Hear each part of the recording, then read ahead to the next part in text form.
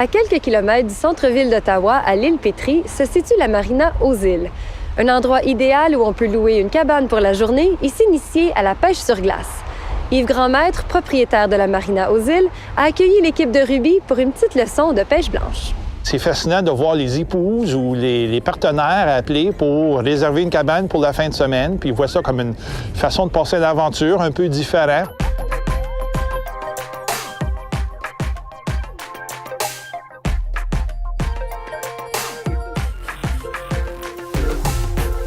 Nous, la famille, ça fait au-delà de 50 ans qu'on est ici.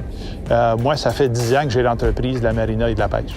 On a des photos dans le temps, même dans le temps de mon père, dans les années 60, qu'il y avait des tournois de pêche sur la glace ici. Pendant plusieurs années, le comté de Cumberland avait leur festival d'hiver ici.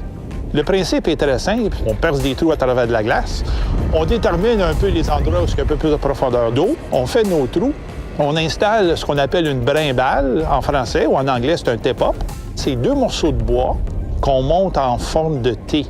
Et ça fait que quand le poisson est mort, le derrière du morceau de bois va lever pour indiquer comme quoi quelque chose au bout de la ligne. On essaie différentes profondeurs et on patiente.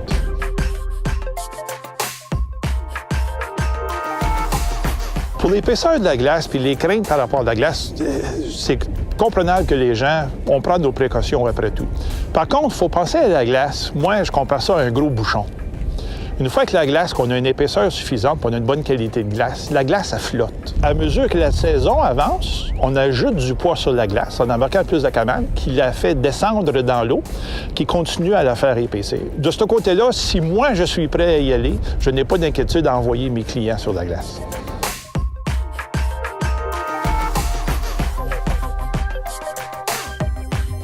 À mesure que les années ont avancé, les cabanes ont beaucoup évolué. Ce que c'est qu'il y a beaucoup de gens qui pensent à une cabane à pêche, à quelque chose qui est très simple, 4 panneaux de bois, puis c'est tout.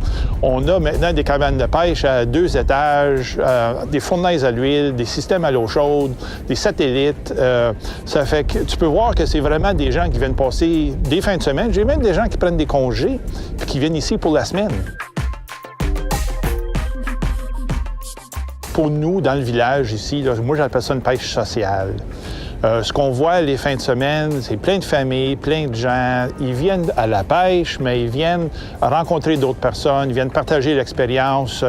On a du patinage, on a du hockey, il y en a qui viennent jouer au curling sur la glace.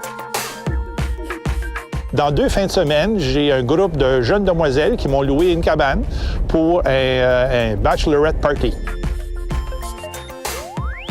C'est vraiment une activité sociale, ça fait sortir les gens, ça les fait faire venir dehors, si tu veux, et ils pêchent, qui est un aspect qu'il y en a plusieurs qui aiment, mais attraper du poisson, c'est un peu secondaire.